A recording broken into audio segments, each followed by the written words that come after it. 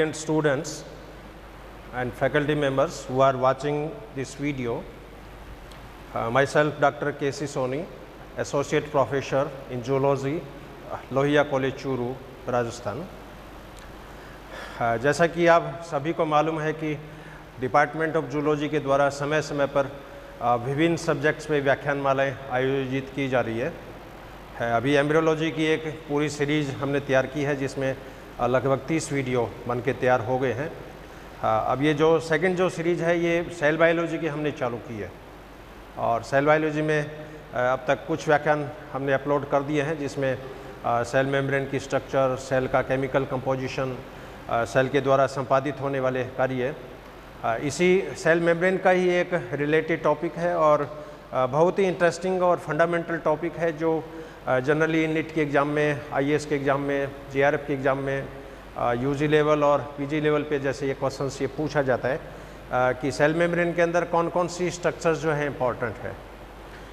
अब इसमें अपनी बॉडी में जैसे दो तरह की सेल्स हैं।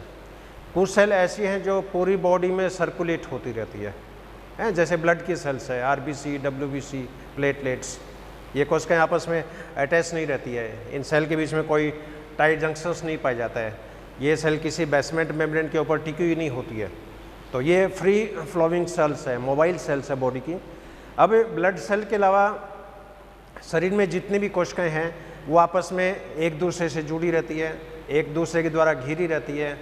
कुछ सेल को बेसमेंट मेम्ब्रेन की आवश्यकता भी होती है और आजकल लेबोरेटरी में भी सेल का कल्चर करते हैं इन विट्रो, क्योंकि टिश्यू कल्चर जो लेबोरेटरी है, सेल कल्चर लेबोरेटरी है वहाँ पर अलग अलग तरह के कल्चर मीडियम में कोशिकाओं का संवर्धन किया जाता है। अब क्वेश्चन है कि कल्चर मीडियम में जो पैटी डिश है वो कांच की ले या प्लास्टिक की ले या बढ़िया स्टील की ले या उसके अंदर कोई बेसमेंट अटैचमेंट के लिए कोई स्पेशल मॉलिक्यूल्स है वो उसके अंदर ऐड करें। तो ये कुछ फंडामेंटल पहलू है जिस पे मैं आपसे डिस्कस करूँगा। तो अपनी बॉडी में इसको मैं एलिमेंट्री कैनाल की जो सेल्स है, विशेषकर जो इंटेस्टाइन की सेल्स है, उनको एज ए मॉडल में यहाँ पर एक्सप्लेन करूँगा। बाकी बॉडी की हर ऑर्गन्स में ये जितने भी मैं स्पेशल स्ट्रक्चर्स बताऊँगा, ये स्पेशल स्ट्रक्चर्स से अलग अलग ऑर्गन्स में अलग अलग टाइप के देखने को मिलेंगे। तो आज का जो अपना व्याख्यान जो है वो रहेगा special structures of cell membrane. Special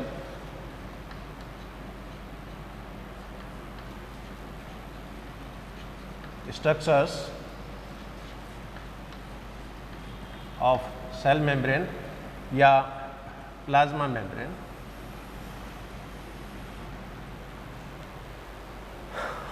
कोशिकाओं में पाए जाने वाली जो कनेक्शंस हैं या सेल की जो स्पेशल स्ट्रक्चर्स हैं, इनको 4 कैटेगरी में डिवाइड किया गया है या ये 4 प्रकार की होती है। पहली जो टाइप की जो स्ट्रक्चर है दैट इज माइक्रोविलाई।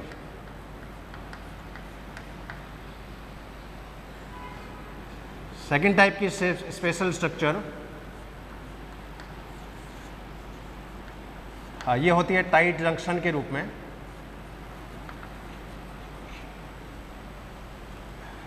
तीसरी टाइप की जो स्ट्रक्चर है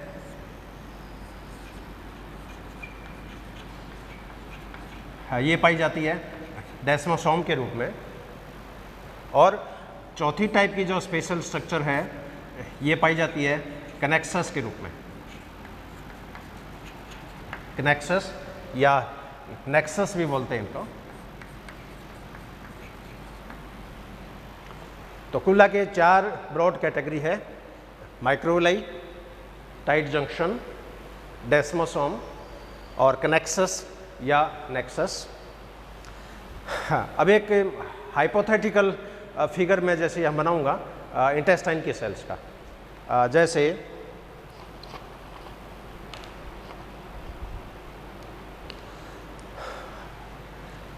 ये मान लीजिए एक इंटेस्टाइन की सेल है सपोज, और इंटेस्टाइन की सेल है तो इंटेस्टाइन के अंदर अवशोषण की प्रक्रिया मुख्य रूप से संपादित होती है। इसलिए इन कोशिकाओं में ल्यूमेन की तरफ इंटेस्टाइन के लुमेन की तरफ ये छोटी छोटी माइक्रोविलाई जरूर पाई जाएगी। मान लो इंटेस्टाइन की सेल, ये मान लीजिए ए सेल है, ये मान लीजिए बी सेल है, और इस तरह के इंटेस्टाइन में लाखों की संख्या में सेल्स हैं। ये सेल का ल्यूमेन साइड का पार्ट है, यानी इंटेस्टाइन की कैविटी, और ल्यूमेन साइड होती है तो वहाँ पर ये छोटी छोटी विलाई और माइक्रोविलाई जरूर पाई जाएगी। अब इन सेल्स का बेसल पार्ट जो होता है, इसके नीचे बेसमेंट मेम्ब्रेन्स भी पाई जाती है, जिसके ऊपर ये कोशिकाएं टिकी रहती है या ये कोशिकाएं आलंबित रहती है। So this is basement membrane.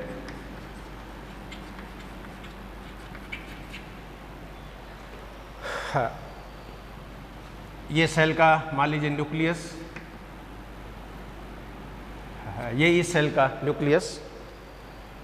अब इस सेल का ये वाला जो डायरेक्शन है, इट इज एपिकल डायरेक्शन।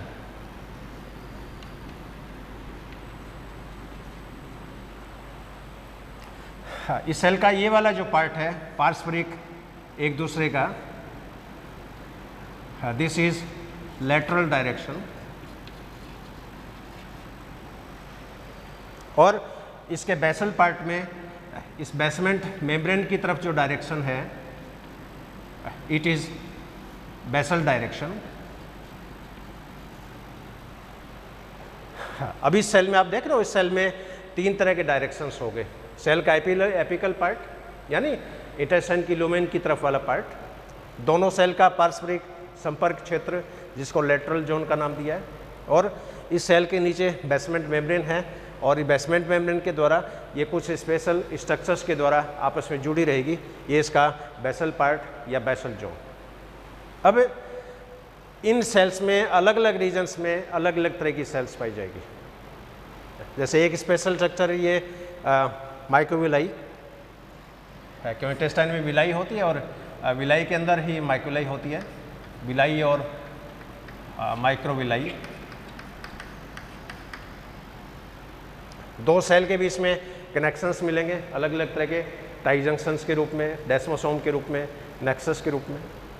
इसके अलावा ये सेल इस बेसमेंट मेम्ब्रेन के ऊपर टिकी हुई है, तो सेल और बेसमेंट मेम्ब्रेन के बीच में भी कुछ रिपट के जैसे या कील के जैसे, बिनारी के जैसे कुछ कनेक्शंस पाए जाएंगे, जिसके द्वारा ये सेल इस आधारीय झिल्ली के साथ जुड़ी रहती है। तो बहुत ही इंटरेस्टिंग पार्ट है समझने के लिए, डेप्थ नॉलेज के लिए, एग्जाम पॉइंट ऑफ व्यू से, और इन सभी को मैं एक एक एक्सप्लेन करूँगा बहुत ही सिंपल लैंग्वेज में। सबसे फर्स्ट पार्ट या सबसे पहली स्ट्रक्चर दैट इज़ माइक्रोविलाई। अब इंटेस्टाइन के अंदर विलाई होती है। विलाई आप जानते हो कि बॉडी में जिन ऑर्गन में अवशोषण ज़्यादा होता है, उन ऑर्गन्स की कोशिकाओं में विलाई और माइक्रोविलाई पाई जाती है। जैसे अपने बॉडी में आहार नाल है, आहार नाल में स्टोमक में जैसे जनरली एब्जॉर्प्शन नहीं होता, इसलिए वहाँ पर विलाई और माइक्रोविलाई बहुत कम होती है। लेकिन इंटेस्टाइन है, ये बहुत लंबा पार्ट है। इंटेस्टाइन लगभग 28 से लेकर 32 फीट तक होती है। यहाँ पर भोजन का मैक्सिमम डाइजेशन होता है, भोजन का मैक्सिमम एब्जॉर्प्शन भी होता है। इसलिए इंटेस्टाइन की सेल्स के अंदर विलाई और माइक्रोविलाई दोनों ही रचनाएं पाई जाएगी। इसी तरह किडनी की जो नेफ्रॉन्स होती है, उसके अंदर ग्लोमेरुलर फिल्ट्रेट का एब्जॉर्प्शन होता है, उसके अंदर भी ये माइक्रोविलाई पाई जाती है। तो यहाँ पर एक काल्पनिक डायग्राम मैं जैसे ले रहा हूँ, सपोज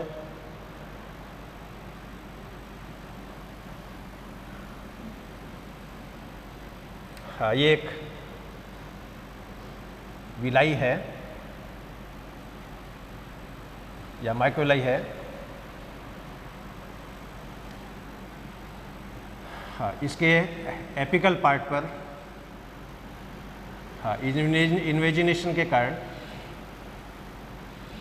ये छोटे छोटे फिंगर लाइक प्रोजेक्शंस जो होते हैं ये बन जाते हैं। यहाँ पर इस बात का आप ध्यान रखना कि इंटेस्टाइन में विलाई जो होती है उसका निर्माण तो होता है इवेजिनेशन के द्वारा, यानी बहिर्वलन के द्वारा। और विलाई के अंदर माइक्रोलाई होती है। माइक्रोविलाई का निर्माण होता है इन्वेजिनेशन के द्वारा और अंतर्वलन के द्वारा। अब मान लो एक इंटेस्टाइन का यदि अपन सेक्शन काटें और एक सेक्शन में आपको 20 विलाई दिखाई दे रही है, विलाई है वो फिंगर लाइक प्रोजेक्शंस है इस तरह। तो मान लो एक इंटेस्टाइन के सेक्शन में आपको 20 विलाई दिखाई दे रही है, तो विलाई की जो फॉर्मेशन है वो तो इवेजिनेशंस के द्वारा हो रही है। अब इन विलाई की सरफेस है उसके अंदर इन्वेजिनेशन होता है और इन्वेजिनेशन द्वारा बनने वाली रचनाएं जो होती है वो माइक्रोलाई कहलाती है। और माइक्रोलाई की संख्या हजारों में होती है। एक इंटेस्टाइन के सेक्शन में आप माइक्रोलाई काउंट करो तो संख्या लाखों तक पहुंच जाती है।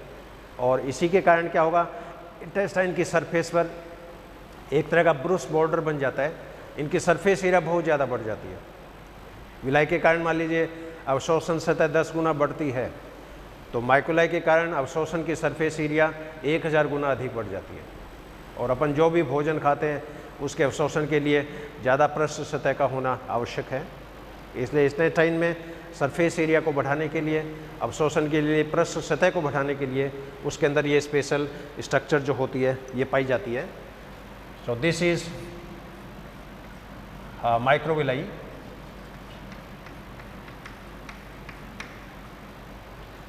ये इसकी लूमेन वाला पार्ट है, दिस इज लूमेन।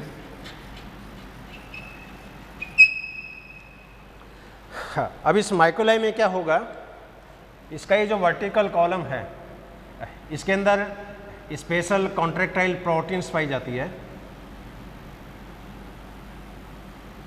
जो इसकी पूरी लंबाई के अंदर वर्टिकल रूप से अरेंज होती है। और ये कॉन्ट्रैक्टाइल प्रोटीन जो होते हैं ये एक्टिन मॉलिक्यूल के नाम से जाने जाते हैं।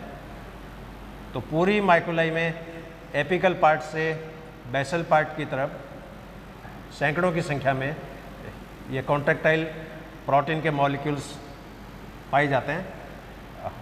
और ये मॉलिक्यूल एक्टिन प्रोटीन के नाम से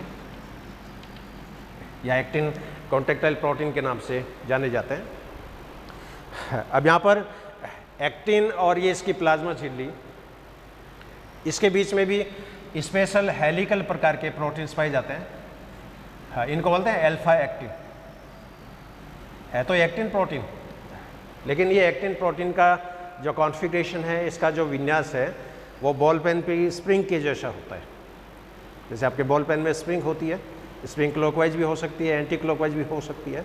तो बॉल पेन के स्प्रिंग के रूप में ये एक्टिन के मॉलिक्यूल यहाँ पर अरेंज है। और ये जो मॉलिक्यूल्स हैं ये अल्फा एक्टिन के नाम से जाने जाते हैं। अब ये एक्टिन मॉलिक्यूल्स माइक्रोलाई में नीचे की तरफ आते हैं। अब इसका जो बेसल पार्ट है, इस बेसल पार्ट में मायोसिन के जो प्रोटीन्स होते हैं, मायोसिन है ये भी कॉन्ट्रैक्टाइल प्रोटीन है, लेकिन मायोसिन में आप जानते हो कि इसमें 2 हेड होती है, 2 टेल होती है। तो ये जितने भी एक्टिन के मॉलिक्यूल हैं ये मायोसिन के मॉलिक्यूल के साथ बेसल पार्ट में अटैच हो जाते हैं। जैसे एक मायोसिन मॉलिक्यूल ये हो गया, दूसरा मायोसिन मॉलिक्यूल ये हो गया। और इसके पैरेलल यानी प्लाज्मा झिल्ली के जस्ट नीचे, प्लाज्मा झिल्ली के पैरेलल है, यहाँ पर एक तरह का एक जाल पाया जाता है कॉन्ट्रैक्टाइल प्रोटीन्स का। हाँ, इस तरह का एक कॉन्ट्रैक्टाइल प्रोटीन्स का एक स्पेशल नेटवर्क पाया जाता है, एक स्पेशल जाल पाया जाता है जो इसको एक तरह से मैकेनिकल सपोर्ट प्रदान करता है, एक तरह इसको आलम्बन प्रदान करता है। तो ये एक बेसिक स्ट्रक्चर है माइक्रोविलाई की। तो इसके कुछ फंडामेंटल पॉइंट मैं आपको फिर बता दूं। विलाई और माइक्रोविलाई उन ऑर्गेन्स में पाई जाती है जहाँ पर अवशोषण मैक्सिमम होता है, एब्जॉर्प्शन मैक्सिमम होता है।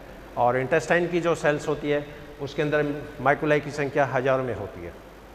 विलाई की फॉर्मेशन इवेजिनेशन से होती है, लेकिन माइक्रोविलाई की फॉर्मेशन अंतर्वलन के द्वारा या इन्वेजिनेशन के द्वारा होती है। और माइक्रोविलाई का जो कॉलम होता है इसके अंदर एक्टिन के मॉलिक्यूल्स हैं। एक्टिन और प्लाज्मा झिल्ली के बीच में जो खाली स्पेस है ये अल्फा एक्टिन के द्वारा सपोर्टेड रहता है। एक्टिन का जो बेसल वाला पार्ट है, यहाँ पर मायोसिन के जो प्रोटीन्स हैं वो इसके साथ अटैच रहते हैं। और प्लाज्मा झिल्ली के पैरेलल हाँ एक तरह का नेटवर्क जो होता है वो पाई जाएगा। ये नेटवर्क इसको एक तरह से मैकेनिकल सपोर्ट प्रदान करता है। अब इस तरह की हजारों की संख्या में माइक्रोलाई है, जैसे अंगुली है, मान लो ये सपोज फिंगर, इसको आप ये एक माइक्रोलाई, एक दूसरी माइक्रोलाई, ये तीसरी माइक्रोलाई, ये चौथी माइक्रोलाई। तो माइक्रोलाई तो खैर अब्जॉर्प्शन कर रही है, नो डाउट, लेकिन दो माइक्रोलाई के बीच में जो खांच बन रही है वर्टिकल कॉलम, ये वर्टिकल कॉलम भी खाद्य पदार्थों को फिल्टर करने में, खाद्य पदार्थों को छानने में काम में आता है, क्योंकि खाली स्पेस है, इस खाली स्पेस के अंदर है ये इस तरह के जैसे मॉलिक्यूल्स आ गए और इन मॉलिक्यूल्स का भी यहाँ पर फिल्ट्रेशन होता है और एक तरह से ये चलनी की तरह काम करती है, एक तरह से नेट की तरह काम करती है, एक तरह से सीव ट्यूब की तरह काम करती है। तो ये एक स्पेशल स्ट्रक्चर है प्लाज्मा झिल्ली की और बॉडी के कई ऑर्गन्स में ये रचनाएं पाई जाती है, विशेषकर इंटेस्टाइन में और किडनी की जो नेफ्रॉन्स होती है उसके अंदर ये रचनाएं अत्यधिक विकसित होती है। और इनके अलावा भी बॉडी में और भी कई ऑर्गन्स है, गर्भाशय की जैसे भित्ति है उसके अंदर भी ये संरचनाएं जो होती है वो देखने को मिलती है। हाँ, अब इसके बाद में सेकंड जो स्ट्रक्चर है, इसकी second modification, second special structure, that is tight junction. Tight junction, अब इसमें नाम से स्पष्ट है, जंक्शंस मीन्स जॉइंट है, दो कोशिकाओं का पारस्परिक जॉइंट्स। टाइट का मतलब बहुत दृढ़ता से। तो टाइट जंक्शंस क्या होते हैं? टाइट जंक्शंस दो कोशिकाओं के बीच में पाए जाने वाले संपर्क क्षेत्र है। They are contacting area, they are local contacting area between two cells या between two adjacent cells. Suppose मान लो सपोज एक गोलाकार कोशिका है, मान लीजिए स्फेरिकल सेल,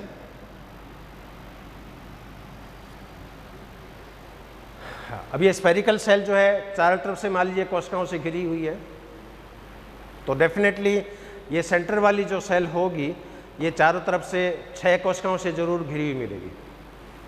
6 कोशिकाएं कौन सी होगी? एक सेल इसके ऊपर,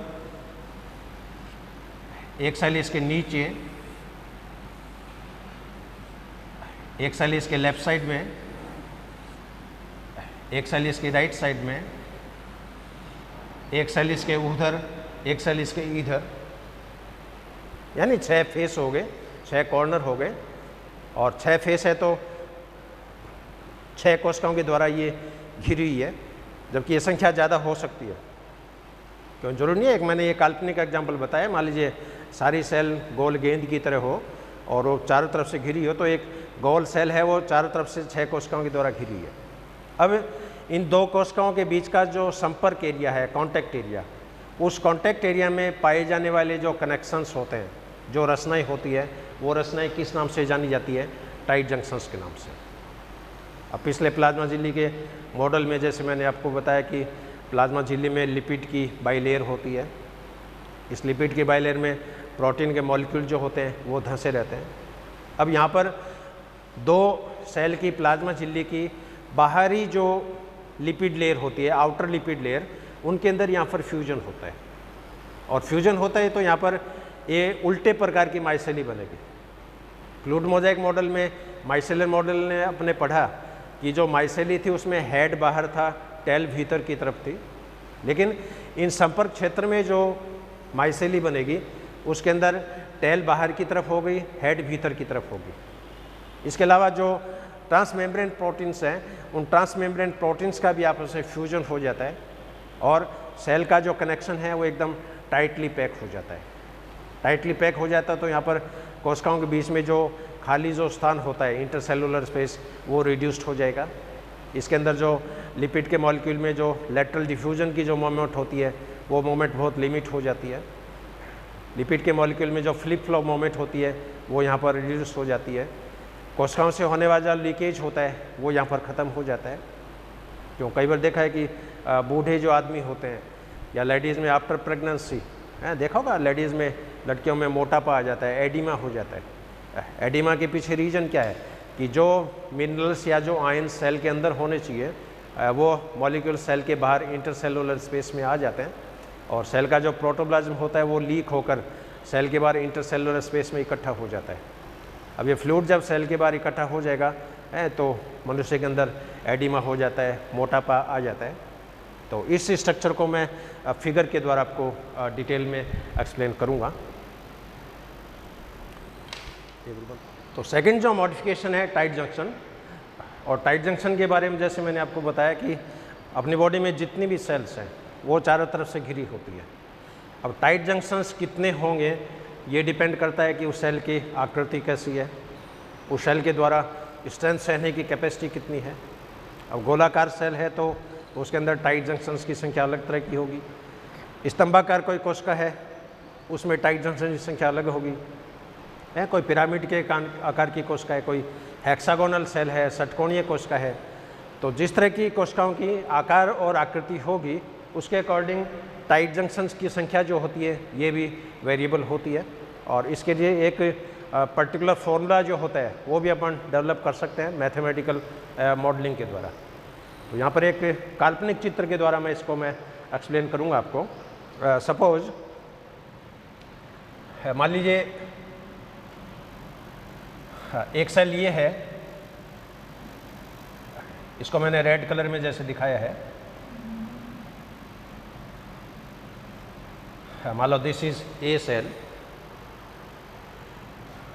दूसरी जो कोशिका जिसको मैं नीले रंग में दिखा रहा हूं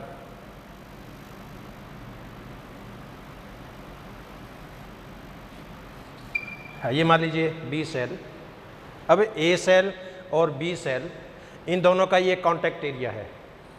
इस प्लाज्मा झिल्ली के द्वारा ये दोनों कोशिका एक दूसरे के संपर्क में आ रही है। अब ये जो कांटेक्ट एरिया है, इस कांटेक्ट एरिया के अंदर ये टाइट जंक्शन जो होता है वो पाया जाएगा, टाइट जंक्शन जो है वो डेवलप होगा। अब दो कोशिकाओं की प्लाज्मा झिल्ली जब एक दूसरे के संपर्क में आ रही है तो डेफिनेटली दोनों कोशिकाओं की प्लाज्मा झिल्ली की आउटर लिपिड लेयर जो होती है वो एक दूसरे के संपर्क में आएगी। इन दोनों झिल्लियों में जो ट्रांसमेम्ब्रेन प्रोटीन धंसे हुए हैं वो एक दूसरे के संपर्क में आएंगे।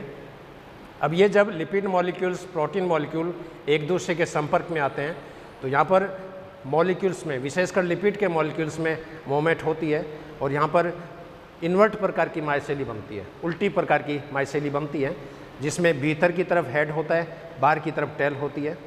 इसके अलावा ट्रांसमेम्ब्रेन प्रोटीन जो होते हैं वो यहाँ पर असेंबल हो जाते हैं और ये सेल के लीकेज को रोकते हैं, सेल के इंटरसेलुलर स्पेस को रोकते हैं, लिपिड मॉलिक्यूल में लेटरल डिफ्यूजन को रोकते हैं, सेल के बीच में जो खाली जो अवकाश है उसको ये रिड्यूस करते हैं, क्योंकि सेल में इंट्रासेलुलर फ्लूइड है वो ज़्यादा होना चाहिए, यानी प्रोटोप्लाज्म। सेल के बाहर भी फ्लूइड है जिसको बाह्य कोशिकीय तरल के रूप में मानते हैं, इंटरसेलुलर फ्लूइड के रूप में मानते हैं। और बाह्य कोशिकीय तरल अपनी बॉडी में है कई रूपों में मिलता है। ब्रेन में जैसे CSF के रूप में मिलता है, ब्लड में प्लाज्मा के रूप में मिलता है, टिश्यूज़ के अंदर टिश्यू फ्लूइड के रूप में मिलता है, लसिकाओं में लिम्फ के रूप में मिलता है, आँखों के अंदर मिलता है, कान में मिलता है। अपनी पूरी बॉडी में बाह्य कोशिकीय तरल है, कई वैरायटी में है, उसके अलग अलग टर्मिनोलॉजी है। अब ये सपोज इसका दोनों सेल्स का फ्यूजन पॉइंट, अब ये जो फ्यूजन पॉइंट है इसके अंदर उल्टी प्रकार की माइसेली बनेगी। यहाँ पर मैं हाइब्रिड माइसेली बना रहा हूँ। इसमें आधे जो मॉलिक्यूल्स हैं वो रेड कलर में रिप्रेजेंट कर रहा हूँ और आधे जो मॉलिक्यूल है ये ब्लू कलर में मैं रिप्रेजेंट कर रहा हूँ। अब यहाँ पर रेड कलर में जो लिपिड के मॉलिक्यूल हैं वो ए सेल के हैं। ये इसकी टेल, हेड भीतर की तरफ है,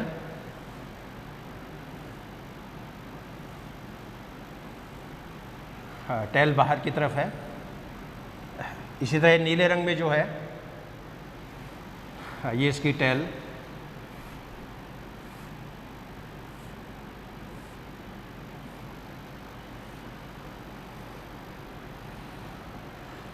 अब ये देख रहे हैं माइसेली बन गई। फ्लूइड मोज़ेक मॉडल में, माइसेलर मॉडल में जो आपने माइसेली देखी उसके अंदर हेड बाहर की तरफ था, टेल भीतर की तरफ थी। अब यहाँ पर हेड भीतर की तरफ है, टेल बाहर की तरफ है और इन दोनों सेल के जो ट्रांसमेम्ब्रेन प्रोटीन्स जो होते हैं वो ट्रांसमेम्ब्रेन प्रोटीन्स यहाँ पर असेंबल हो जाते हैं इसके मिडिल पार्ट में।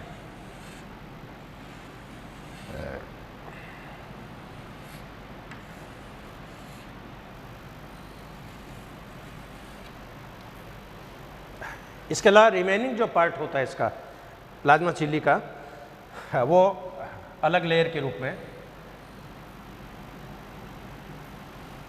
ये जैसे inner lipid layer A cell की,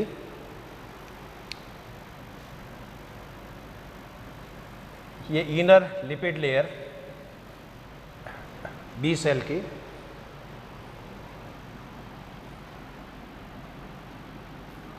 ये outer lipid layer A cell की,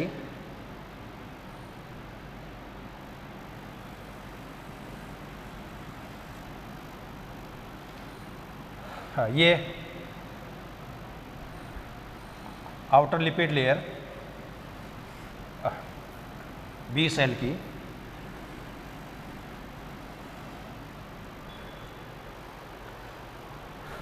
this is A cell, this is B cell,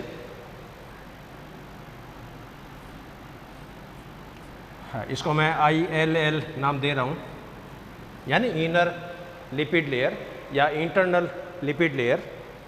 इसी तरह ये A सेल की ILL इंटरनल लिपिड लेयर, ये आउटर लिपिड लेयर OLL, इधर ये बी सेल की आउटर लिपिड लेयर OLL, और ये इसके अंदर ट्रांसमेम्ब्रेन प्रोटीन्स,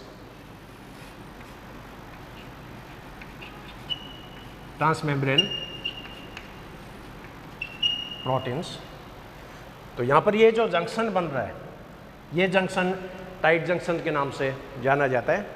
अब इस टाइट जंक्शंस का पर्पज क्या होगा, इसका मकसद क्या होगा? पहली बात तो ये है कि ये अलग अलग कोशिकाओं को है, क्योंकि एक कोशिका चारों तरफ से कई कोशिकाओं के द्वारा घिरी हुई है, तो दो कोशिकाओं के बीच का जो संपर्क क्षेत्र होता है उस संपर्क क्षेत्र को ये टाइटली पैक कर देती है, यानी कोशिकाओं को आपस में दृढ़ता से जोड़ देती है। अब टाइटली अटैच होने से क्या होगा, दो कोशिकाओं के बीच में जो खाली स्पेस जो होता है इंटरसेलुलर स्पेस, वो खाली स्पेस कम हो जाता है। इसके अलावा इसमें जो प्रोटीन के जो मॉलिक्यूल्स थे उन प्रोटीन के मॉलिक्यूल्स में जो लेटरल डिफ्यूजन मोमेंट होती है वो यहाँ पर नहीं होती है। लिपिड के मॉलिक्यूल्स में लेटरल डिफ्यूजन नहीं होती है। मॉलिक्यूल में जो फ्लिप फ्लॉप मोमेंट थी, यानी कई बार नीचे वाले लेयर के मॉलिक्यूल ऊपर वाली लेयर में चले जाते हैं, ऊपर वाली लेयर के मॉलिक्यूल नीचे वाली लेयर में आ जाते हैं, तो फ्लिप फ्लॉप मोमेंट जो थी वो यहाँ पर नहीं होती है। इसके अलावा जो रोटेशन जो होता है वो यहाँ पर कम होता है। इसका फ़ायदा क्या होगा, सेल के बीच में लीकेज नहीं हो पाएगा। क्यों, कई बार क्या होता है कि कोशिकाएं बूढ़ी हो जाती है, कोशिकाएं पुरानी हो जाती है, तो उन कोशिकाओं के भीतर का जो पदार्थ है, भीतर के जो प्रोटीन्स हैं, भीतर का जो तरल है वो लीक होके सेल के बाहर साबित होने लग जाता है। तो सेल को लीकेज होने से ये रोकती है, सेल के इंटरसेलुलर स्पेस को रोकती है, कोशिका की विशेष आकार और आकृति को बनाए रखती है। क्योंकि मान लीजिए एक गोल सेल है और वो चारों तरफ से कई कोशिकाओं की घिरी है, तो सेल आपस में एक दूसरे को म्यूचुअल प्रेशर डालती है। अब जब दो सेल आपस में एक दूसरे से म्यूचुअल प्रेशर डालती है तो उन कोशिकाओं की आकार और आकृति जो है वो बनी रहेगी। ऐसा नहीं होगा कि एक सेल मान लीजिए 10 सेल से घिरी है और 10 सेल के प्रेशर के कारण बीच वाली सेल पिचक जाएगी या सिकुड़ जाएगी, ऐसा नहीं होगा। हर सेल एक दूसरे को दबा रही है, हर सेल में अपना अपना म्यूचुअल प्रेशर है, और म्यूचुअल प्रेशर जब एग्जिस्ट होता है तो सेल की पर्टिकुलर आकार और आकृति जो भी होती है, चाहे वो कोशिका गोलाकार हो, चाहे स्तंभाकार हो, चाहे अंडाकार हो, चाहे तर्करूपी हो, चाहे स्पिंडल शेप हो, जिस तरह की आकृति होगी उस सेल की पर्टिकुलर वो आकृति जो होती है वो बनी रहती है। और इस स्ट्रक्चर का मेन जो मकसद है, इसका जो मेन जो फ़ायदा है वो लीकेज को रोकना। क्योंकि जो आदमी बूढ़ा होगा कोशिकाओं में लीकेज प्रारंभ हो जाता है, और लीकेज जब प्रारंभ होता है तो आयनों का जो विनिमय होता है वो डिस्टर्ब हो जाता है। सेल के बाहर सोडियम आयन ज़्यादा होने चाहिए तो ज़्यादा होना चाहिए, सेल के अंदर पोटेशियम आयन ज़्यादा होने चाहिए तो ज़्यादा होना चाहिए। अब ये नहीं है कि 10 सोडियम बाहर से आ गए और बदले में 10 पोटेशियम बाहर चले गए, अब इसमें कोई परिवर्तन नहीं है। लेकिन सोडियम सेल के बाहर ज़्यादा होना चाहिए, सेल के अंदर कम होनी चाहिए। इसी तरह पोटेशियम आयन सेल के अंदर ज़्यादा होने चाहिए, सेल के बाहर कम होने चाहिए।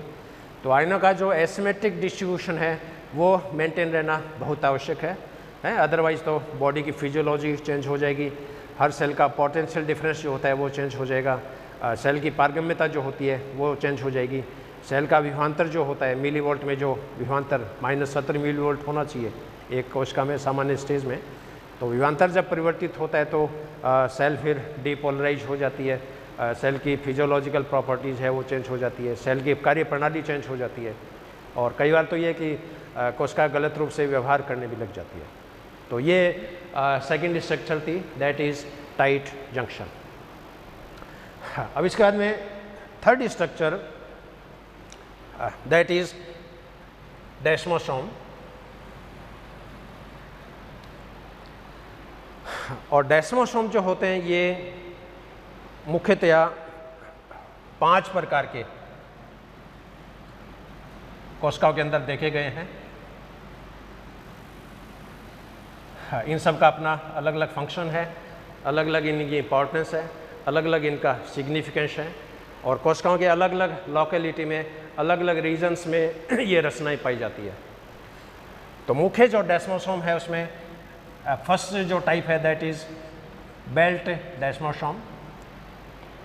इसमें नाम से स्पष्ट है कि बेल्ट की तरह है, जैसे मैंने बेल्ट लगा रखा है कमर के अंदर, कोशिकाओं के अंदर भी अपना बेल्ट होता है। स्पॉट डेस्मोसोम, स्पॉट का मतलब पर्टिकुलर पॉइंट, पर्टिकुलर बिंदु, पर्टिकुलर लोकेलिटी, पर्टिकुलर एरिया, वहाँ पर ये स्ट्रक्चर पाई जाती है।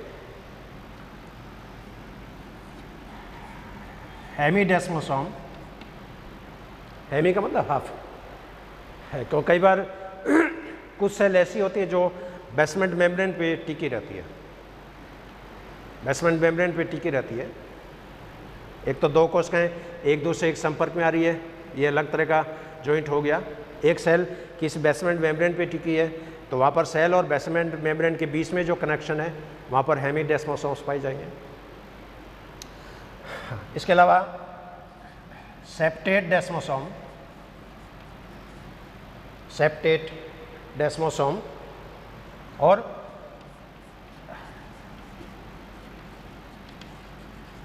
Addition प्लेकी, addition प्लेकी। तो डेस्मोसोम 5 प्रकार के हो गए, belt desmosome, spot desmosome, hemidesmosome, septate desmosome और एडिशन प्लेकी। एडिशन प्लेकी जो होती है ये कल्चर मीडिया में डेवलप होने वाली कोशिकाओं में पाई जाती है। सेप्टेट डेस्मोसोम जो होते हैं ये अकशेरुकी प्राणियों की कोशिकाओं में पाई जाती है, इन्वर्टिब्रेट्स, और ये बाकी जो सेल्स हैं ये इन्वर्टिब्रेट, वर्टिब्रेट्स हैं, प्लांट्स हैं, सभी के अंदर पाई जाएगी। तो इन 5 को मैं बहुत ही सिंपल लैंग्वेज में आपको मैं एक्सप्लेन करूँगा। तो डेस्मोसोम टोटल 5 टाइप के हो गए, belt desmosome, spot desmosome, hemidesmosome, septate desmosome और adhesion plaque. First type is belt desmosome. Belt desmosome जो होते हैं इनको इंटरमीडिएट जंक्शन के नाम से भी जाना जाता है, टर्मिनल बार के नाम से भी जाना जाता है, और विशेषकर इंटेस्टाइन की जो स्तंभाकार कोशिकाएं जो होती है, कॉलमनर सेल्स होती है, उसमें टाइट जंक्शंस के ये जस्ट नीचे पाई जाती है। तो यहाँ पर मैं कॉलमनर सेल्स का एग्जांपल दूंगा। सपोज एक कॉलमनर सेल्स ये है,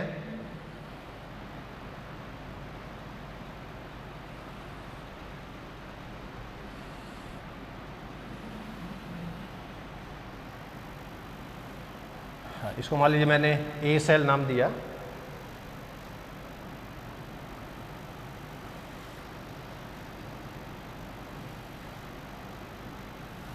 दूसरी कॉलमनर सेल्स इसके पास में है,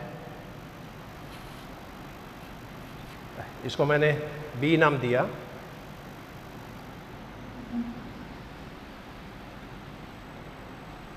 और ये कोशिकाएं स्तंभाकार है, कॉलमनर है।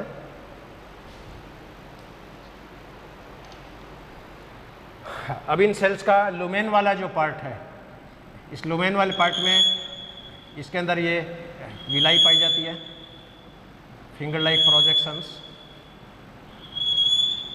है, जो कि हजारों की संख्या में है।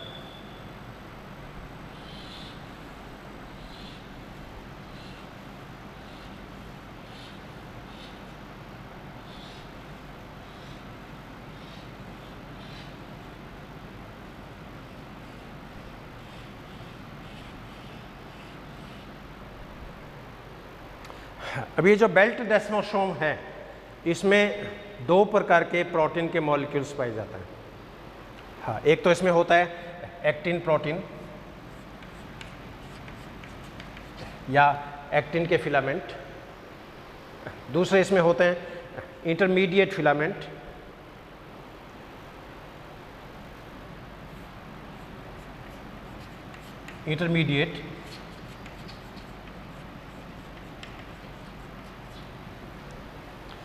अब यहाँ पर एक्टिन जो प्रोटीन्स हैं, ये प्रोटीन प्लाज्मा झिल्ली के जस्ट नीचे पूरी सेल में एक बेल्ट के रूप में प्रेजेंट है। जैसे मैंने ये बेल्ट पहन रखा है, अब ये बेल्ट तो हालांकि बॉडी के बाहर है, ये एक्सटर्नल टाइप का बेल्ट है। अब मान लो इसी तरह का बेल्ट प्लाज्मा झिल्ली के नीचे हो तो इसको इंटरनल बेल्ट के रूप में जैसे जाना जाता है। अब ये इस तरह का जो बेल्ट होगा वो इस सेल्स में चारों तरफ प्रेजेंट होगा।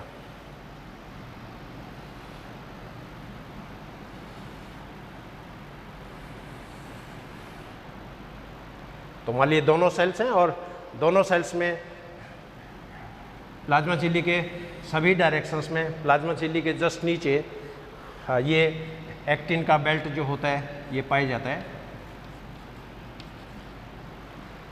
अब एक्टिन का बेल्ट जब सेल के अंदर चारों तरफ से एक गर्डिल के रूप में जब अरेंज हो गया तो सेल पिचकने से बच जाती है, सेल फूलने से बच जाती है।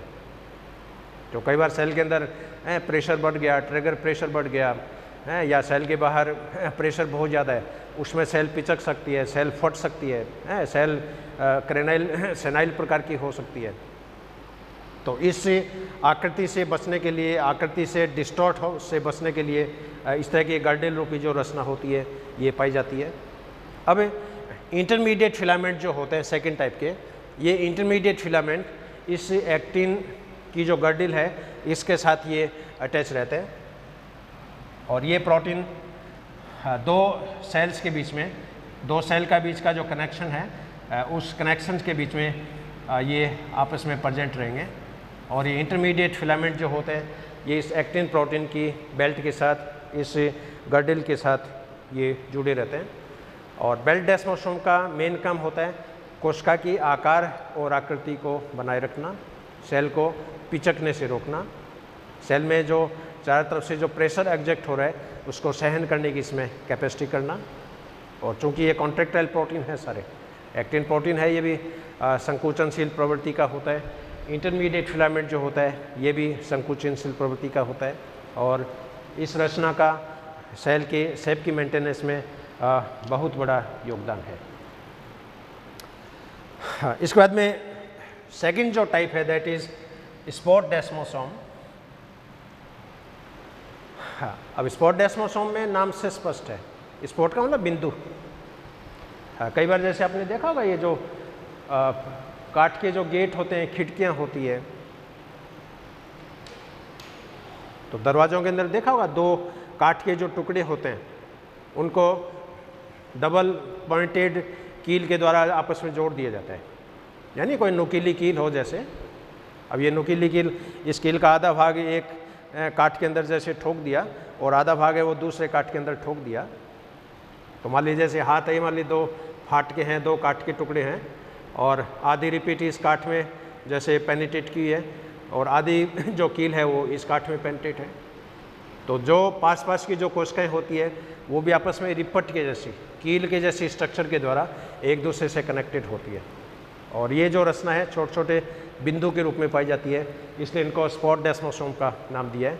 और जिन कोशिकाओं पे मैकेनिकल प्रेशर बहुत ज़्यादा होता है, जिन कोशिकाओं में यांत्रिक सामर्थ्य बहुत ज़्यादा होती है, उनमें स्पॉट डेस्मोसोम की संख्या भी बहुत ज़्यादा होती है। इसको भी मैं एक हाइपोथेटिकल एग्जांपल से, जैसे चित्र के द्वारा एक्सप्लेन करूँगा।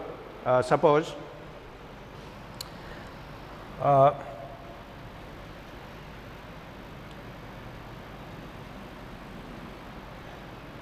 ये रेड कलर में जो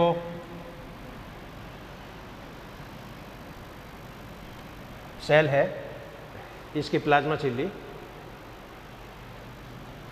इसको मैं यहाँ पर ए सेल का नाम दे रहा हूँ।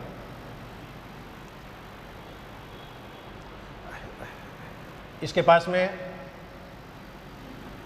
नीले कलर में जो मैं दिखा रहा हूँ,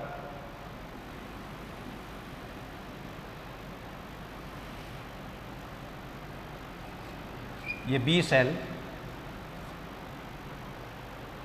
अब ये ए सेल की प्लाज्मा झिल्ली, ये बी सेल की प्लाज्मा झिल्ली। अब इन दोनों सेल के बीच में आप देख रहे हो खाली स्थान है, इंटरसेलुलर स्पेस, अंतराकोशी के अवकाश है, या एक्स्ट्रा सेलुलर स्पेस भी इसको कह सकते हैं। इस खाली स्पेस को भी इसके पार्ट के रूप में काउंट किया जाएगा। तो स्पॉट डेस्मोसोम का पहला जो पार्ट है that is intercellular space, intercellular space यानी दो कोशिकाओं के, पार्श्विक कोशिकाओं के बीच में जो रिक्त स्थान है वो क्या कहलाएगा, इंटरसेलुलर स्पेस। अब इस खाली स्पेस में विशेष प्रकार का एक सीमेंट के समान जो पदार्थ होता है वो भरा रहता है। It is filled with A homogeneous cement like substance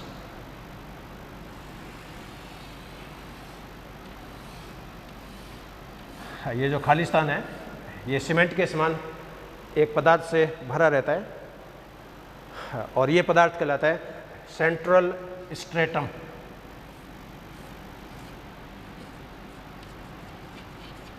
central stratum, strata शब्द है वो स्टेटा से लिया है, कोई आधारीय परत हो, कोई है स्तरित परत हो। तो दो सेल के बीच में जो इंटरसेलुलर स्पेस है इट इज़ फील्ड बाय ये होमोजेनस सब्सटेंस जो कि प्राय कार्बोहाइड्रेट नेचर का होता है, ग्लू नेचर का होता है, दो कोशिकाओं आपस में चिपकाने का काम करता है, एक तरह से फेविकोल की तरह, एक तरह से गोंद की तरह ये कार्य करता है। अब इन सेल का जो इंटीरियर पार्ट है सेल के अंदर का, यहाँ पर गोल डिस्क के समान रचना पाई जाती है जिसको प्लेकी बोलते हैं, इंट्रासेलुलर प्लेकी। तो जैसे ये ए सेल है, यहाँ पर भी ये डिस्क के समान रचना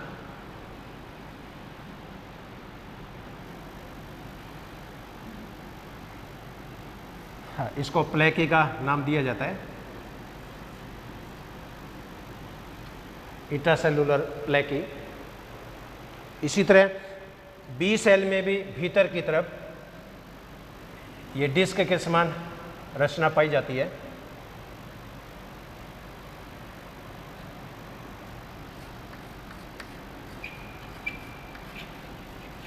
ये बी सेल की प्लेकी। अब प्लेकी और प्लाज्मा झिल्ली इन दोनों के बीच में टोनोफिलामेंट्स पाए जाते हैं, बहुत ही पतले टोनोफिलामेंट्स।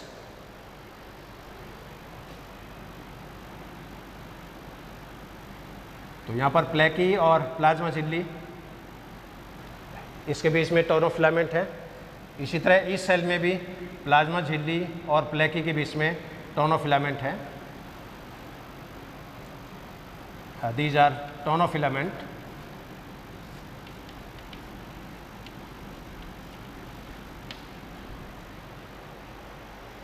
अब क्या होगा, दोनों ओर के जो प्लेकी है, प्लाज्मा झिल्ली है, टोनोफिलामेंट है, ये आपस में तीर के समान यानी पॉइंटेड, जैसे कील होती है, बिनारी होती है, उस तरह की संरचनाओं के द्वारा ये एक दूसरे से कनेक्ट रहती है। और इस सेल की जो स्ट्रक्चर होगी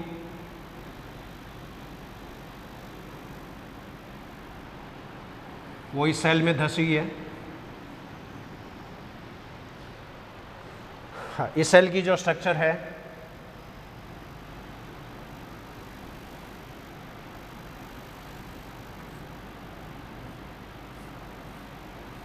वो इस सेल में धंसी है।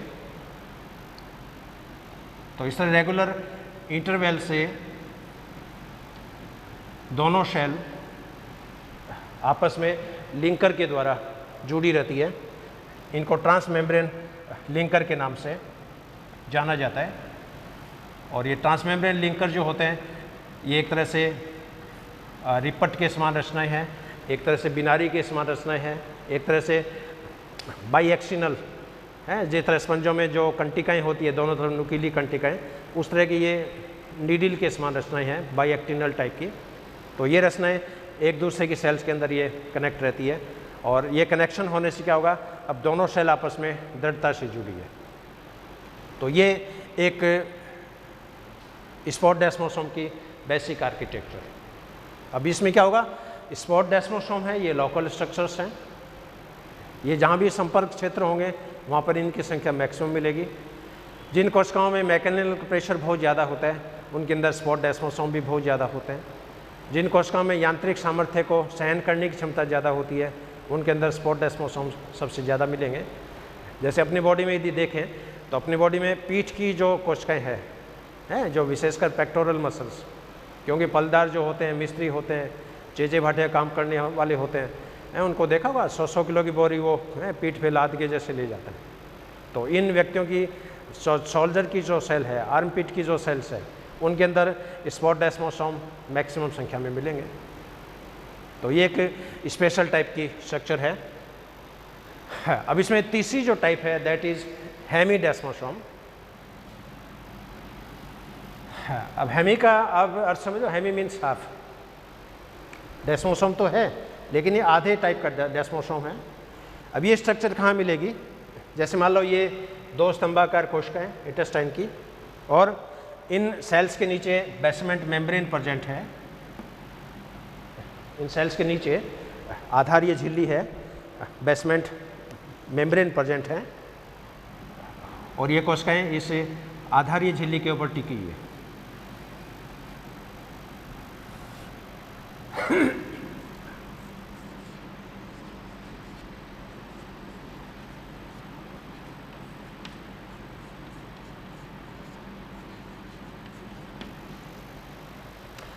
अब यहाँ पर क्या होगा, ये सेल और बेसमेंट मेम्ब्रेन इनके बीच में डेस्मोसोम जैसी स्ट्रक्चर होगी, लेकिन वो आधे भाग में होती है।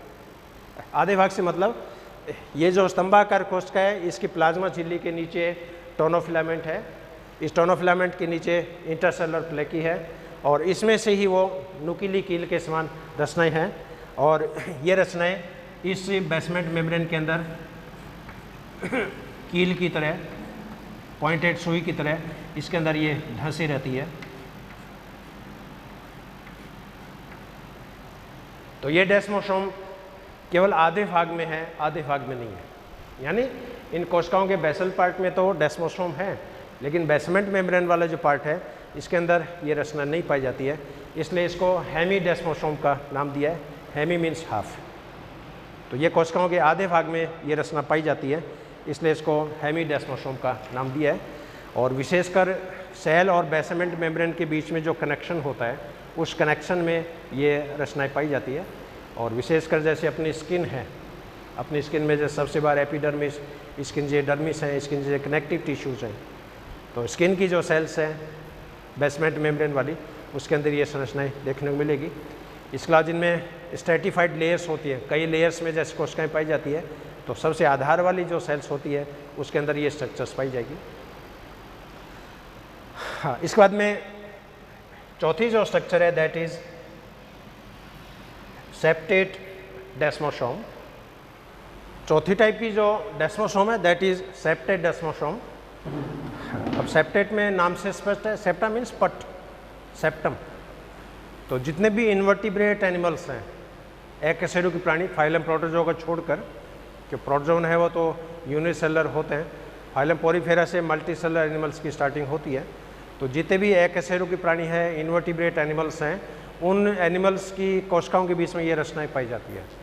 और ये एक स्पेशल बैंड होता है जो प्लाज्मा झिल्ली के बाहर होता है, प्लाज्मा झिल्ली के अंदर नहीं होता है, सेल के बाहर होता है, और इसके साथ विशेष एक्टिन के जो प्रोटीन्स हैं वो इसके साथ जुड़े रहते हैं और कोशिकाओं के ये मैकेनिकल सपोर्ट प्रदान करते हैं, कोशिकाओं के आकार और आकृति को बनाए रखते हैं, सेल से होने वाले लीकेज को ये प्रोटेक्ट करते हैं, सेल के भीतर का जो इंटरनल एनवायरनमेंट है उसको ये मेंटेन करने में हेल्प करते हैं, सेल की पर्टिकुलर शेप और साइज़ है उसको मेंटेन रखते हैं। तो ये कोई इतना कोई स्पेशल रोल नहीं है इनका। और लास्ट जो स्ट्रक्चर है दैट इज़ एडिशन प्लेकी। हाँ, ये विशेष रचना ही है क्योंकि आजकल बायोटेक्नोलॉजी का ज़माना है, टिश्यू कल्चर का ज़माना है, और आजकल लेबोरेटरी में ऑर्गेन कल्चर है वो संभव हो गया है, सेल कल्चर संभव हो गया है, टिश्यू कल्चर संभव हो गया है। और जब भी कोई कल्चर होता है तो उसके अंदर कल्चर मीडियम होता है, उस कल्चर मीडियम वो पर्टिकुलर पात्र में होता है। ये पात्र स्टील के भी हो सकते हैं, प्लास्टिक के भी हो सकते हैं, कांच के भी हो सकते हैं। अब इन कल्चर मीडियम में जो सेल्स डेवलप हो रही है, सपोज अपने को आर्टिफिशियल स्किन बनानी है, मान लो किसी का आदमी मान लीजिए पूरी स्किन जैसे जल गई, पीठ जल गई, मान लीजिए 1 फीट का घाव है, उस घाव को और नॉर्मल रूप से वो घाव भरने में कम से कम 6 महीने लग जाएंगे, लेकिन आजकल हॉस्पिटल में पॉसिबल है कि उसी आदमी की एक सेल लेके कल्चर मीडियम में स्किन बन जाएगी और वो स्किन निकाल के उस घाव के ऊपर चिपका देंगे। जिस तरह टायर पंक्चर होता है, पंक्चर टायर में जैसे चेपा लगा देते हैं, उस तरह इस स्किन का भी चेपा लग जाता है। तो लेबोरेटरी में आजकल इस तरह का कल्चर है वो पॉसिबल हो गया है। लेकिन कल्चर मीडियम में जो सेल्स बनती है, अब इसमें क्वेश्चन है कि कल्चर मीडियम में जो सेल्स बन रही है, क्या उन सेल्स के बीच में टाइट जंक्शंस बनेंगे, क्या उन सेल्स के बीच में डेस्मोसोम जैसी स्ट्रक्चर बनेगी, क्या उन सेल्स में एक्टिन और मायोसिन के प्रोटीन सिंथेसाइज होंगे, या और कोई स्पेशल जो स्ट्रक्चर्स है वो उसमें डेवलप होती है। तो इसमें साइंटिस्ट ने पाया गया कि कल्चर मीडियम में जो सेल्स डेवलप होती है उसके अंदर एक विशेष प्रोटीन है वो डेवलप होता है, और इस प्रोटीन को बोलते हैं विंकुलिन। तो ये जो विंकुलिन प्रोटीन है, ये प्रोटीन एडिशन प्लेकी को बनाने में इन सेल्स को कल्चर मीडियम का जो पात्र है उस पात्र के साथ इसको अटैच करने में हेल्पफुल होता है। तो ये आप ध्यान रखें कि एडिशन प्लेकी जो होती है ये इन विट्रो में डेवलप होने वाली कोशिकाओं के बीच में पाई जाती है, इन वाइवो में डेवलप होने वाली कोशिकाओं के बीच में ये नहीं पाई जाएगी। बाकी की जो 4 जो स्ट्रक्चर है ये इन वाइवो यानी जीवित कोशिकाओं में, जिंदा प्राणी में जो सेल डेवलप हो रही है उनके बीच में ये कनेक्शंस पाए जाते हैं। तो कुल लाके जो डेस्मोसोम है ये 5 टाइप के हो गए, spot belt desmosome, spot desmosome, hemidesmosome, septate desmosome और एडिशन प्लेकी। अब इसका अंतिम जो स्पेशल स्ट्रक्चर है दैट इज कनेक्सस या नेक्सस, और ये एक तरह का लेटरल अरेंजमेंट है। नर्व सेल में ये सिनेप्स के रूप में भी पाया जाता है। तो यहाँ पर मैं नर्व सेल का एग्जांपल आपको डिमोन्स्ट्रेट करूँगा। सपोज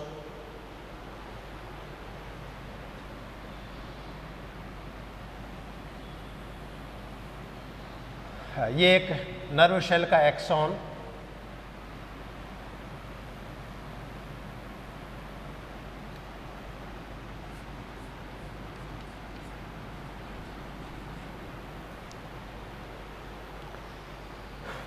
ये एक दूसरी सेल का डेंड्राइट,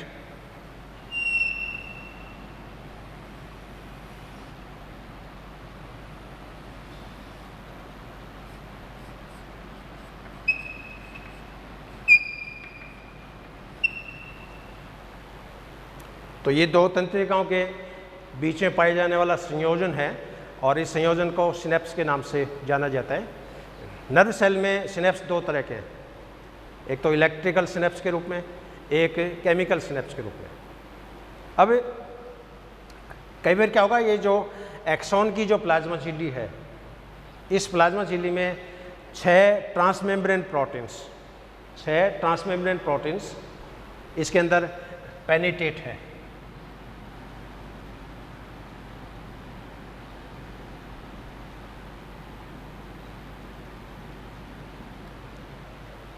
इसी तरह 6 ट्रांसमेम्ब्रेन प्रोटीन इस डेंड्राइट की प्लाज्मा झिल्ली के अंदर पेनिट्रेट हैं।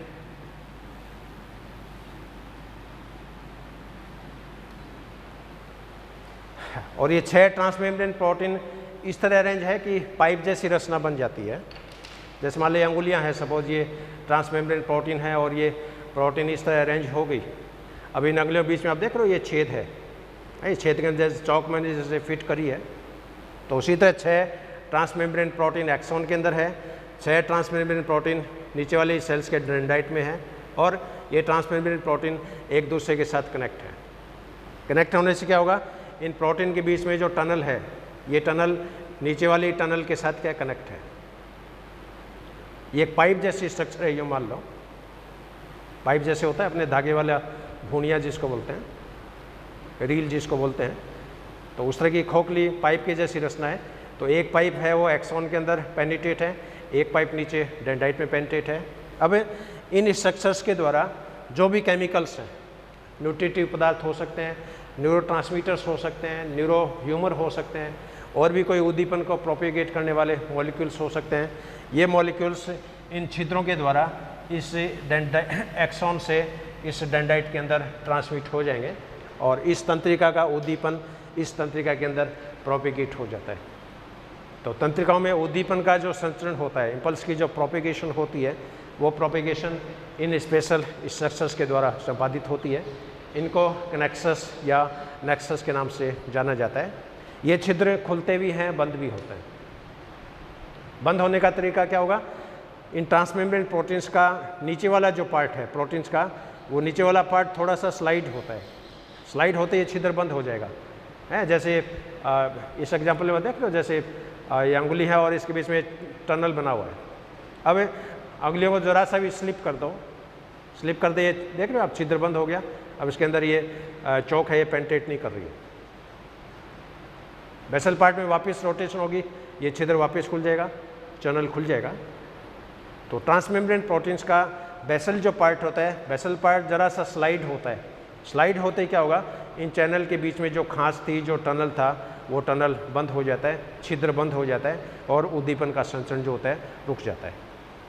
तो इन छिद्रों का पर्पज क्या होता है, पोषक पदार्थों को एक कोशिका से दूसरी कोशिका में स्थानांतरित करना, राइबोसोम को ट्रांसमिट करना, साइटोप्लाज्म को ट्रांसमिट करना, विशेष जो पोषक जो पदार्थ होते हैं उनको प्रोपिगेट करना, उद्दीपन संचरण के लिए जो हार्मोन्स, न्यूरोट्रांसमीटर्स उत्तरदायी है उनको यहाँ पर प्रोपिगेट करना।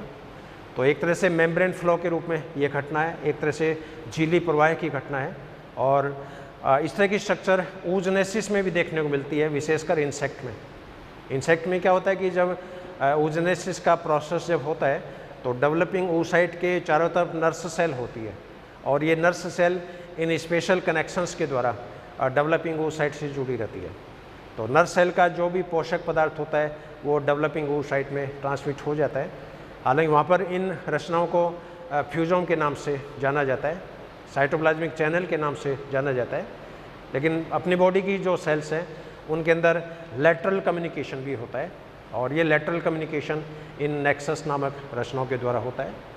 तो स्टार्टिंग में आपको मैंने बेसमेंट मेम्ब्रेन का जैसे हाइपोथेटिकल चित्र जो बताया था इंटेस्टाइन की सेल्स का, तो इंटेस्टाइन सेल में एपिकल पोलरिटी है जिधर माइक्रोलाई पाई जाएगी, इसके अंदर बेसल पोलरिटी है जहाँ पर ये बेसमेंट मेम्ब्रेन के ऊपर ये सेल टिकी हुई है, और लेटरल पोलरिटी है जिसमें दो सेल आपस के अंदर कनेक्टेड है और ये कनेक्शन अलग अलग रचनाओं के रूप में है। तो लेटरल पार्ट के अंदर आपने देखा टाइट जंक्शंस, यहाँ पर जो माइक्रोलाई है ये एपिकल रीजन में प्रेजेंट है। माइक्रोलाई सेल के एपिकल पार्ट में प्रेजेंट है। टाइट जंक्शन जो होते हैं ये लेटरल पार्ट में प्रेजेंट हैं। डेस्मोसोम जो है ये लेटरल पार्ट में भी है, बेसल पार्ट में भी है, और कनेक्शन जो होते हैं ये लेटरल कम्युनिकेशन के रूप में। तो ये ओवरऑल एक नट सेल में एक बहुत ही शॉर्ट में, बहुत ही संक्षेप में प्लाज्मा झिल्ली की पाई जाने वाली विशेष रचनाएं, और एग्ज़ाम की दृष्टि से ये टॉपिक बहुत इम्पॉर्टेंट है और हर तरह की कॉम्पिटिटिव एग्जाम्स में ये क्वेश्चन जो होते हैं पूछे जाते हैं। अब पहले जो सूक्ष्मदर्शी थे इतने डेवलप नहीं थे। पहले लाइट माइक्रोस्कोप थे, उसके बाद फेस कॉन्ट्रास्ट माइक्रोस्कोप डेवलप हुए, इंटरफेरेंस माइक्रोस्कोप डेवलप हुए, पोलराइजिंग माइक्रोस्कोप डेवलप हुए, इलेक्ट्रॉन माइक्रोस्कोप डेवलप हुए, और आजकल तो ऐसे सूक्ष्मदर्शी है जिसमें एक कोशिका को आप इस लोहिया कॉलेज के ग्राउंड जितना बड़ा करके देख सकते हो, यानी एक कोशिका को 10 लाख गुना मैग्नीफाई करके उसको अपन देख सकते हैं। तो इसमें कुछ स्ट्रक्चर ऐसी हैं जो लाइट माइक्रोस्कोप के अंदर दिखाई देती है, लेकिन कुछ रचनाओं को देखने के लिए हाई पावर माइक्रोस्कोप चाहिए। और इसमें सेल का सेक्शन भी अपन काट सकते हैं, लेकिन सेक्शन काटने के लिए क्या करना होगा कि प्लाज्मा झिल्ली इसकी लिक्विड है, तरल रूप में है। अब तरल रूप में हो तो उसको चाकू से काटना पॉसिबल नहीं है। तो इसके लिए क्या करेंगे, सेल्स को फ्रीज करते हैं, यानी फ्रीज जैसे बर्फ़ जमाते हैं फ्रीजर में, उस तरह सेल को फ्रीज कर देंगे। अब सेल जब सॉलिड होगी उसके बाद में इसका सेक्शन जो होता है वो इसका कट सकता है, उसको फ्रीज फ्रोजन सेक्शन के नाम से जाना जाता है। तो फ्रीज फ्रोजन सेक्शंस के द्वारा स्लाइड बना के और सूक्ष्मदर्शी के द्वारा इन स्पेशल स्ट्रक्चर्स को अपन देख सकते हैं। और इसमें आजकल कई तरह के प्रोटीन है वो भी डिस्कवर हो गए हैं, उन पे एक अलग से क्वेश्चंस बनेगा। सेल मैट्रिक्स प्रोटीन, तो 2 सेल के बीच में कैडहेरिन प्रोटीन्स हैं, यहाँ पर जैसे विंकुलिन प्रोटीन्स का नाम आया, एक्टिन प्रोटीन्स आए। तो 2 सेल के बीच में जो कनेक्शन है उसमें अलग अलग तरह के स्पेशल प्रोटीन्स हैं वो भी पाए जाते हैं, और ये प्रोटीन इंटरसेलुलर स्पेस में होते हैं, सेल मैट्रिक्स के बीच में होते हैं, सेल बेसमेंट मेम्ब्रेन के बीच में होते हैं। तो इन प्रोटीन्स के ऊपर एक अलग से एक व्याख्यान है वो मैं आपको डिलीवर करूँगा। और आपने व्याख्यान बहुत ही ध्यान से सुना, इसके लिए मैं मेरी तरफ से जूलॉजी डिपार्टमेंट की तरफ से, लोहिया कॉलेज की तरफ से आपको धन्यवाद प्रेषित करता हूँ। I am highly thankful to you. Have a good day, have a great day. Thank you very much.